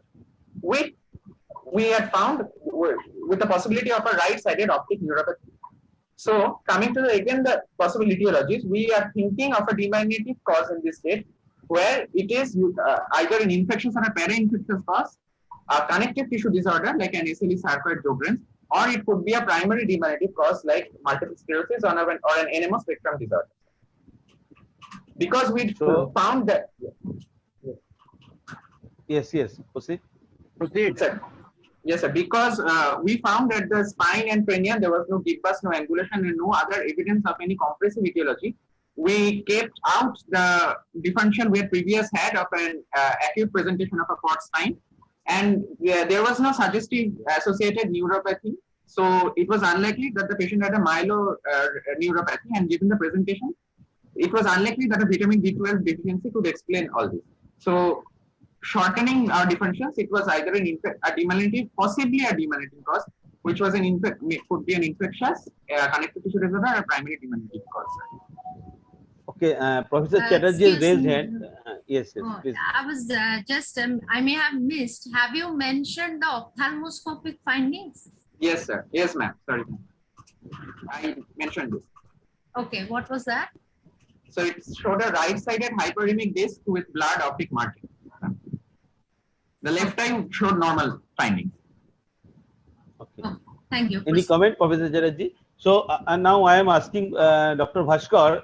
Now we explain what are the features for the foramen magnum lesion, what are the features for the upper cord lesion, what are the features for the C5 lesion, what are the features for the C7 lesion, what are the features for the C8 lesion. Just very brief, you tell. This is very important for cervical myelopathy. Yes, sir. Foramen magnum. What are the Yes, special sir. character of the foramen magnum? Yes, sir. So in the region of foramen magnum, it is a high cervical cord lesion. So along with the findings I described, there is usually a presence of a downbeating nystagmus. There may be cerebral ataxia present. There may be papilledema present due to increased intracranial hypertension. Sir. Very good. And also, and the other findings like, sir, the lower cranial pulses like 19, 11, 12, the balaclava pattern of facial. Very good, very good. Loss. If there is lesion at the C5, if there is lesion at the C5. Yes, sir. If there is lesion at the C5, then we will find element features. At the biceps jerk will be absent, sir. There will be there may be atrophy of the biceps muscle, and below that, above that, all the findings will be normal, and below the C5 level, 30 from C6, that is from the middle finger to the medial side of hand, and below trunk and in the lower limbs, we will find features of human pulses, that is exaggerated reflexes, spastic weakness, upwards extensor bilateral plantar responses. So, biceps absent, tricep exaggerated, and inversion Tricep of the exaggerated, supinator. and inversion of the supinator. What Yes, is the C7? What is the character of the C7? Sir, in C7 lesions, usually there may be atrophy of the hand muscles provided, and there can be there is spastic paralysis again from C8. No, that is common. No, that is common for all. Yes, Especially triceps will be lost, biceps will be triceps normal, will be lost, biceps will be normal. and Yes, finger flexion will be exaggerated. yes, Because this is by C8 T1. Yes. Finger Yes. flexion will Finger be there, flexion will be tricep will be absent, and in this area there will be. Biceps will be. normal. What happens in case of lesion at the C8 T1? In lesions of the C8 T1, sir, we will get mild numbness in the medial side of hand. Of the arm. We might, and below that, we will get spastic weakness, sir. No, that is common for all. Now Yes, the finger flexion will be lost, Finger but flexion will triceps be and biceps will remain. Yes, sir. See, Normal, finger sir. flexion by C8 T1, Yes, sir. biceps Will be by lost, sir. C5 C6, biceps and supinator by Biceps- C5 C6, Yes, sir. triceps by C6 C7. C6, C7. Yes, sir. So finger the flexion will be biceps- lost. Finger sir, the flexion finger- lost, biceps triceps normal, and Normal, lower sir. limb exaggerated. This is the Yes, sir. feature. Yes. So now we are coming very important issue in cervical myelopathy, and there is a craniovertebral anomaly. Professor Chatterjee, can you? This is a very important issue, and not we are not much aware. So, and last year, Dr. Mukundan has written a very nice article in Progressive Medicine. Now, I request Professor Chatterjee, you give brief overview of how and when we suspect the craniovertebral anomaly.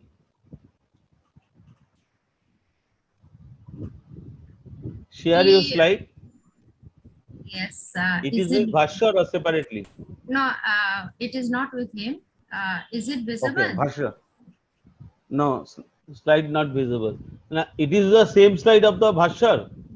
No, It is okay. It is okay. It's okay. What Start. is it? Is it visible? But Yes, visible, but make it a large. start skin. Yes, it is visible. Yes, yes. It is Yes, visible now. yes. Actually, it is late, very late, and I'll be very brief. I will just be pointing out what the students should read out. I don't want to go into much details. Now, this is the picture of the craniovertebral junction, which is made up of the occipital bone, and here is the cross section of the foramen magnum. The first cervical vertebra, which is called the atlas, and the second cervical vertebra, which is the axis. Now, the odontoid process protrudes into the atlas and is held together by a transverse ligament. Now, disease processes involving this area will have effects on very important neural structures that are coming out of the cranium and into the vertebral canal, as well as there will be effects on the important vascular structures, even part of a cerebellar tonsil or CSF spaces. Now, I will just name a few common skeletal craniovertebral anomalies. They are basilar invagination, platybasia, malformations of the atlas, Klippel-Field anomaly, and atlanto-occipital dislocation. There can be neuron anomalies as well. I won't go into the details, just the names, the Arnold-Chiari malformations, syringomyelia, Dandy-Walker complex, etc. Now, the symptoms that happen are either due to compression of the neural tissue directly or due to compromise of the blood supply or a combination.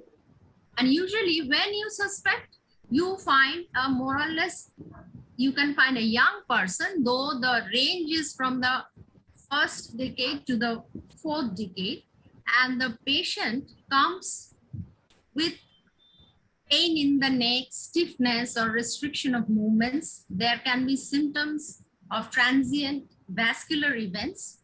The patient will have motor deficits like our patient, quadriparesis, though this patient has a totally different clinical presentation. There may be posterior column signs, brainstem dysfunction, cranial nerve involvements, cerebellar signs, even Lermit sign. Sir, Professor Mugundan was talking of the Lermit sign, I think. So that can be present. Now, as I was telling before also, that you need to find out whether this patient has a short neck or there is a low hairline or not. As also, you should take into account whether there are facial malformations, palatal defects, limb malformations, and shoulder defects. Many are there. I won't go into the detail. You please go through your books and read it. Now, the diagnosis, clinical as well as radiological. So some questions are asked. Now there are multiple, more than 20 lines and angles written in the books. You don't need to go into all that. I will just tell you of these 3 lines. I think even my other teachers will also help me here what they ask in the examinations. But these 3 lines, the McGregor, Chamberlain, and Macri lines, you need to know what they are. You can see it in the picture. The Macri line is between the 2 ends of the foramen magnum, and the Chamberlain's line, the pink line, it comes from the end of the hard palate up to the posterior lip of the foramen magnum, whereas the McGregor line is from the end of the hard palate to the below the occipital bone. Now, what is the importance? The importance is that the odontoid process in the normal, the values are given that it should not cross these lines too much, like, and if they are there, then you have to suspect that maybe there is a problem with the base of the skull. There can be platybasia or a basilar invagination. Okay, the angles, I won't go into the details of the angles, but there are a number of angles which are also seen. And I think I should stop here because there is too much discussion is not needed at this point, but you should know a little about craniovertebral anomalies. Thank you. Thank you, Professor Chatterjee. Dr. Mukundan, you are the author of the chapter. So, any further comment regarding the craniovertebral anomaly? Whenever a patient comes to us with trivial history of trauma, we should suspect CV junction anomaly, where there is gradually progressive spastic paraplegia, lower cranial nerve involvement, descending tract of trigeminal involvement, features of Horner's syndrome, and the examination might show the triad of Fields triad, that is short neck, low hairline, and restricted neck movements. Then we have to suspect CV junction anomaly. Usually, skeletal anomalies will show all these features. The soft tissue anomaly will have more of cerebellar signs. We have to suspect CV junction in these type of patients. So the quadriplegia, if the level is above C3, then we have to think of high cervical cord lesion. If it is associated with cerebrobulbia, then we have other signs also in the form of brainstem signs. Thank you. Thank you. Thank you. Now, excellent. One point I like to add, Jyotirmoy, because this is very important to remember. One of our pioneer in our country, he is no more. He is Professor Wadia. Everybody knows his name. Who actually invented the SCA2, which is slow saccades and peripheral neuropathy. Yeah, Wadia. He had a lot of articles on the craniovertebral junction anomaly, and actually, if you can touch your chin with the shoulder, you can touch it. You can touch it. In case of craniovertebral junction anomaly, the low hairline, this neck height ratio, and other signs. Along with these things, if you cannot touch this one, this craniovertebral anomaly, people usually cannot touch their chin into the acromial process. That is another. This is called Wadia sign. Thank you. Oh, thank you. Thank you. Very nice. Very nice. Very nice. Very nice little Very nice. anecdote. Very nice too. Very nice. Every student should write down these important findings. Now, we have some guests from UK, so I'll come one by one regarding the comment. Finally, Professor M. K. Rai will sum up and give final comment. So, Dr. Shinghal, your comment. Dr. Shinghal, Dr. Pankaj Shinghal, connected? Dr. Singhal is not there, I think. Not Dr. Rahul. Rahul collected. Hello, sir. Yeah, I am here. Yes. Thanks. Yes, Rahul. So thank you everyone for the very comprehensive discussion. And I and Dr. Shinghal initially joined to see what the way the discussions are usually taken place so that we can probably contribute from British Association of Physicians of Indian Origin, PAPIO, in future. And we are very impressed, obviously, with the quality of discussion and the way Bhaswar has presented as well. And I don't have anything much to add, obviously. Clinically, I am a respiratory and critical care physician, not a neurologist. And I would like to obviously be involved in this in future, and all the best to Bhaswar. Thank you, sir. Thank you. Now Professor Partha Roy, Soumitra Ghosh, Partha Roy is connected? Yes, he's there. Where is Dr. Roy? আমি আছি বাংলায় বলবো না ইংরেজিতে বলবো English all not Bengali ইংরেজিতে বলো short comment করো পার্থ কিরকম হচ্ছে আমাদের how we are doing. Oh, right. So you don't want me to comment on the case? Oh, I thought I was going to give a neurologist's opinion. Right. No, give both the opinion. You give all the opinions, whatever you like, you add in a short time. Okay. Medical, non-medical, whatever may be. All right. Okay.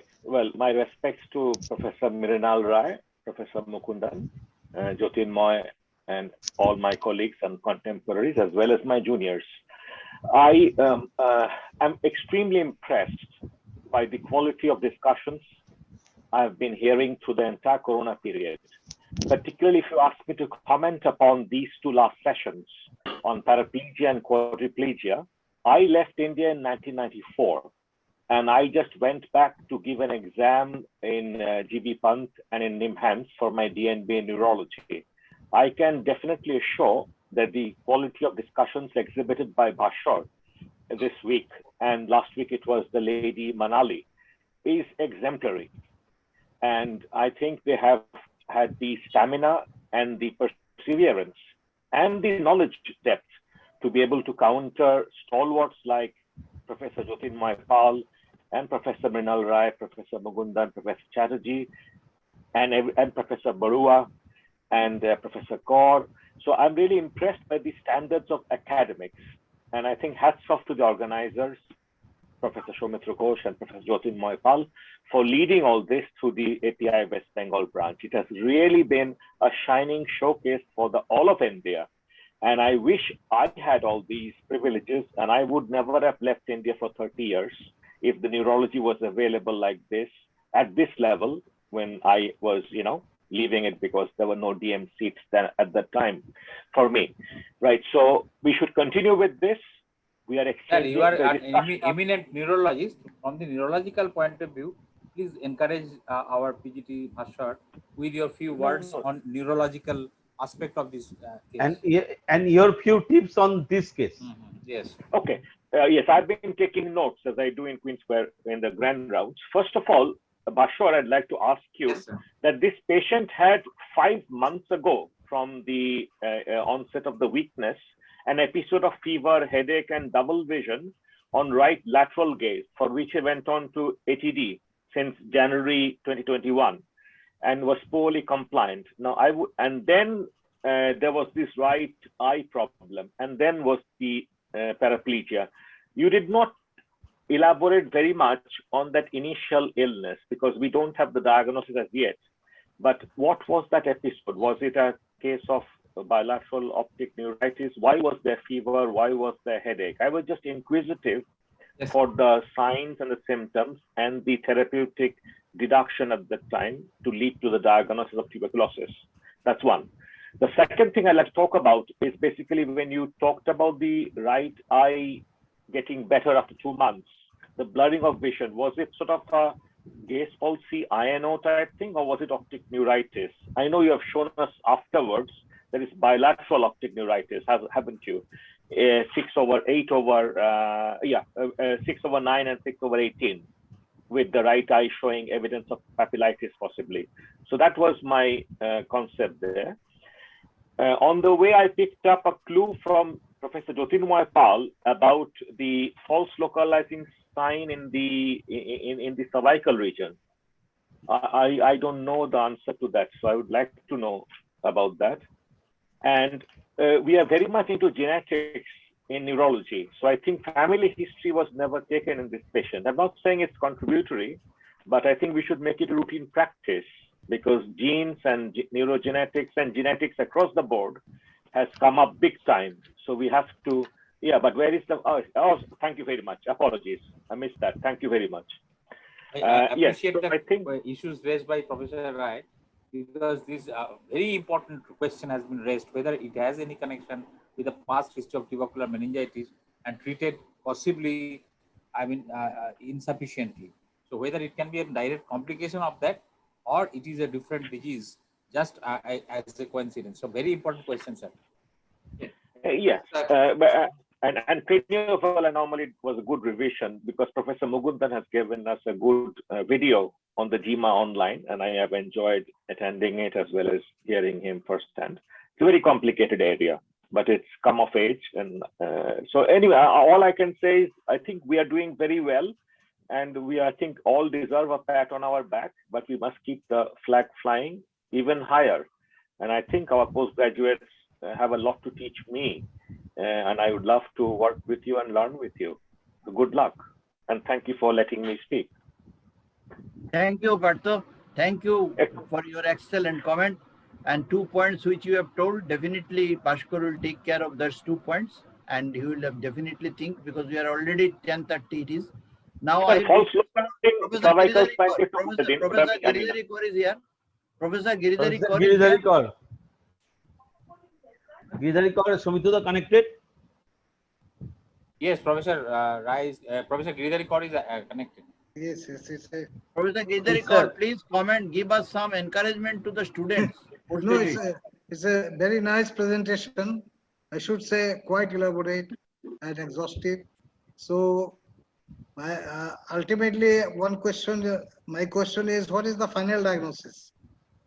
Bhaskar, what is your final diagnosis? Sir, can I go through the investigations before I? No. Investigation is not required. Now, here we will discuss only the clinical part. So, you give your clinical provisional diagnosis. Okay, sir. So, from the history and examination, I would like to keep my diagnosis as a transverse myelitis involving possibly the C4 level of the cervical cord. Obviously, it's a non-compressive etiology, and we were suspecting a demyelinating lesion, which can either be, usually in this case, I would like to keep a tubercular etiology in the first hand and keep demyelination syndromes, both primary and secondary etiologies, as another differential. And the patient was not complicated with any bed source or any pressure source. So it is a transverse myelitis involving the C3 level of the spinal cord, possibly due to tubercular etiology, and not complicated by any bed source. But I would like to investigate my case further to reach a final diagnosis. So patient initially was quadriparetic, then the plateau phase has come, now paresis is improving, or spasticity is coming back. I think this is the history. So Yes, initially sir. patient was in a shock stage. Yes, sir. Now recovering. Yes, sir. Now, Professor Soumitra Ghosh, your comment? So I think Professor Rai was in correct tone that it has to be concluded soon. So I think this next part, this remaining part of the story is better untold by Dr. Bhaswar. Let him proceed with the investigation. Proceed with the investigation. Yes. So proceed. Now proceed for the investigation. Sir, in the previous set of investigations which we received from the patient in January, all her routine blood parameters were within normal limits, except the ESR-CRP values were raised to a certain extent. And the pre-existing report that we found also showed that there was a lymphocytic pleocytosis in the CSF with a raised protein count and the lower glucose levels. And there was the CBNet of the CSF was positive for MTB, where she was started on ATB. The MRI brain findings further corroborated the CSF findings, where it showed sulcal and leptomeningeal enhancement with a possible enhancing granuloma in right superior cerebellar peduncle region. Unfortunately, we did not have access to the previous plate. In our setup, again, the findings, the routine blood parameters corroborated with the previous reports that the patient had undergone outside. And the ESR-CRP reports were again a bit raised, but apart from that, the patient was not immunocompromised in any way. And the other routine blood parameters, including the CBC, LFT, urea creatinine, and sodium potassium, were within normal limits. The CSF, we repeated the CSF sample here, and it showed again a lymphocytic pleocytosis, albeit with a slightly decreased count than the previous report. But the protein levels were still elevated and the glucose levels were still decreased. But the CBNet, as of now, was not detected. The immunological profile of the patient was within normal limits, showing no evidence of SLE, sarcoid, or Sjogren or syphilis. So we proceeded for a neuroimaging, and because we wanted a picture of the cervical cord, we concentrated there, and it showed demyelinating lesions suggestive of demyelination in around the C3 to C5 levels of the cord. Here we have the axial section showing the contrast enhancement. So it showed hyperintensities in cervical cord from C3 to C5 levels, showing contrast enhancement. And they provided a report of a quadri demyelinating lesion with leptomeningeal enhancement, which was still there from previously. The MRI brain was also essentially normal, but it showed mild leptomeningeal enhancement, but it was not very much appreciable. But the report showed that there was some kind of enhancement. We further, because we suspected an optic neuropathy, we further went for a visual evoked potentials of both the eyes, and there was mildly increased P100 latencies of both the eyes when the right eye was affected more than the left eye. The chest X-ray was essentially normal. And the other investigations, we went for a sputum CBNet, which was also negative. The USG abdomen was inconclusive. The CSF for OCB showed a positive results, but it was a very non-specific finding in our case. The serum, we also suspected an NMO spectrum disorder, and we sent for an anti-aquaporin 4 and an anti-MOG antibody, which was negative. And obviously, in the present condition, we should always, irrespective of the patient involved, exclude COVID-19, which was done. So finally, where did we stand? We had a patient with cervical transverse myelitis with optic neuropathy in a patient of pre-existing meningeal tuberculosis. So after investigations, it could be either tubercular demyelination or a primary demyelination disorder. However, in considering the circumstantial evidence where the patient had a pre-existing history of tuberculosis and she was poorly compliant on ATB, and the CSA showed increased levels of protein with an increased pleocytosis, which was mainly lymphocytic. when we thought that it was likely that a tubercular etiology will be kept above a primary demyelination disorder. Having said that, it is also possible that the patient can have a concurrent primary demyelination disorder, and for that we will have to keep a lookout for the patient in future and reassess the patient whether she's improving on therapy on ATT and steroids as the patient was given, and whether subsequently the patient again has a subsequent attack which cannot be connected somehow to an attack of tuberculosis, and which can possibly lead to us to a possible diagnosis of primary demyelination in the future. So we went for, we reviewed the literature that was present, and LATM, that's in tuberculosis, is a recognized, albeit a very rare phenomenon, where sir, as respectfully had already elucidated, how it is an autoimmune response to an tubercular protein. But surprisingly enough, there was also reported cases where an tubercular LATM may have been related to an NMO spectrum disorder. And some of these patients were found to have anti-apocrine water channel protein antibodies and anti-MOG antibodies in a few patients on follow-up studies. So for now, still considering the clinical imaging results, I would still like to keep a tubercular etiology in my patient. And so the patient was continued on ATD and concurrent administration of steroids were given. Regular physiotherapy was done. Daily inspection for pressure source and water mattress was provided. And on subsequent monitoring, the patient is still in our admission, but her weakness and vision has improved from her previous status.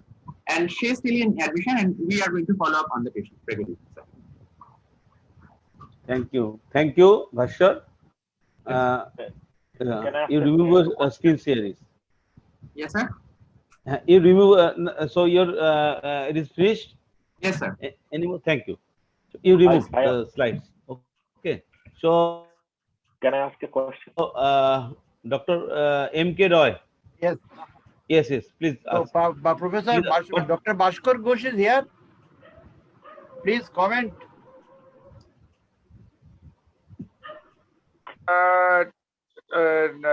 Bhaswar, for presenting such a nice case.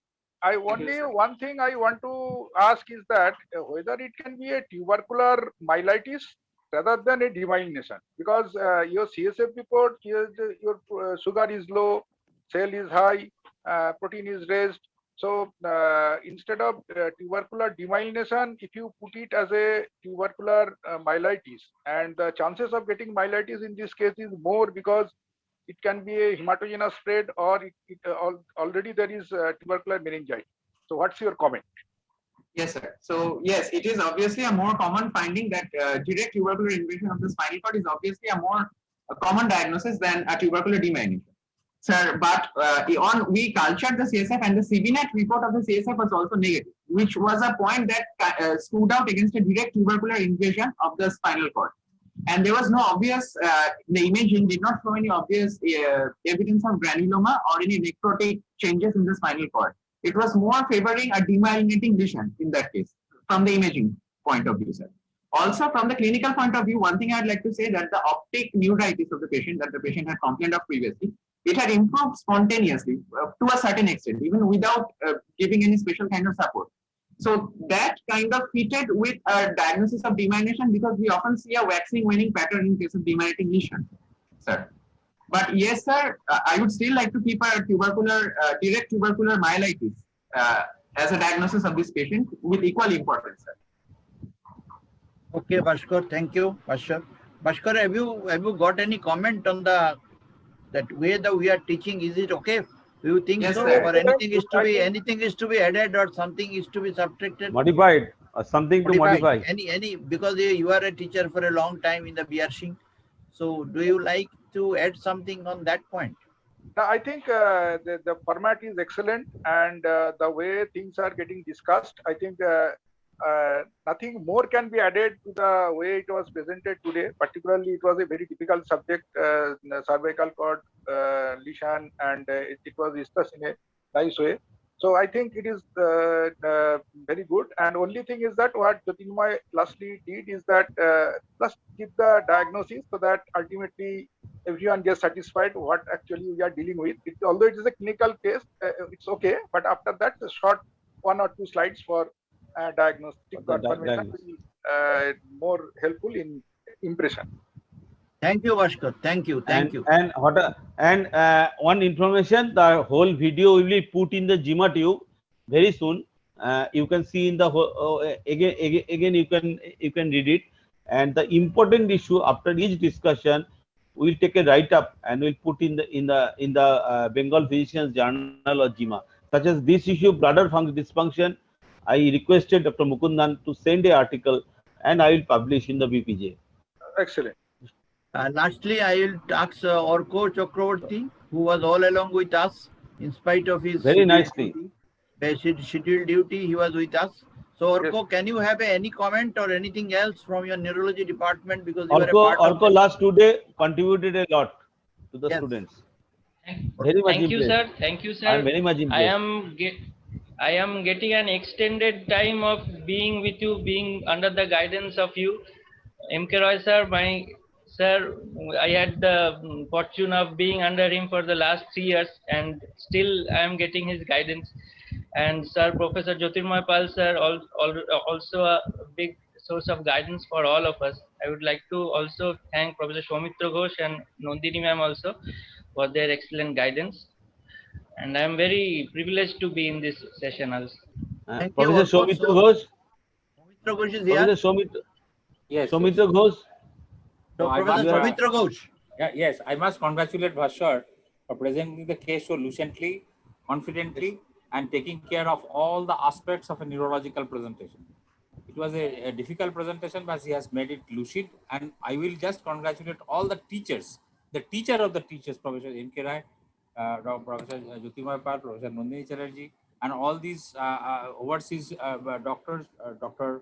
Rahul Dev Sarkar, Dr. Sinhal, and our very much close to the heart neurologist, Professor Partho Rai, and our very own Professor Bhaskar Ghosh, and all of them, and these our friends from the Eastern Zone, Professor Giridhari Kaur and Professor Sarup Borua.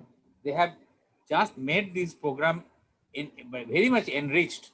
So, and we will not forget our very much neurologist friend in this national forum, Professor Mukundan, who has wrote chapter on this. So we are happy that all these kinds of big teachers, famous teachers from India and abroad participated into this program. So this is an impetus to the PGT's growth. They're building the knowledge and confidence, and Dr. Bhaswar will be really enriched to get the blessings from all these neurologists, good physicians, and good teachers from different parts of the country and other parts of the globe. So I will thank everybody for this beautiful enriching Thank you, Dr. program. Ghosh. Dr. Chatterjee, your suggestion for further improvement, how we can move forward, and how you can use your journal for the further academics of the students. Just left probably. Madam, unmute Korun. Yes. Sir is always coming back to the journal, whatever it is. It is very important that our journal thrives, and I would ask all the PGTs to start writing. And one thing is that I am overwhelmed. I must say that when we were students, we did not know half of the things what Bhaswar has. He did not falter in any of the questions. Bhaswar knows. Yes, absolutely. And this is a very nice program, and I don't know how to improve it. It is very, very improved already. কেউ টলাতে পারেনি ভাস্বরকে। একদমই না, sir. ভাস্বরই তো। So Professor Borua. Yes. Dr. Rai, please. Dr. Borua and Dr. Rai, then finish. Professor Borua কিছু বলবে? Professor Borua is there? Orko, you and Sanghamita can stop recording. You can stop recording. Okay, sir. Okay. Okay. So Dr. Borua, please. For me, and this one, the student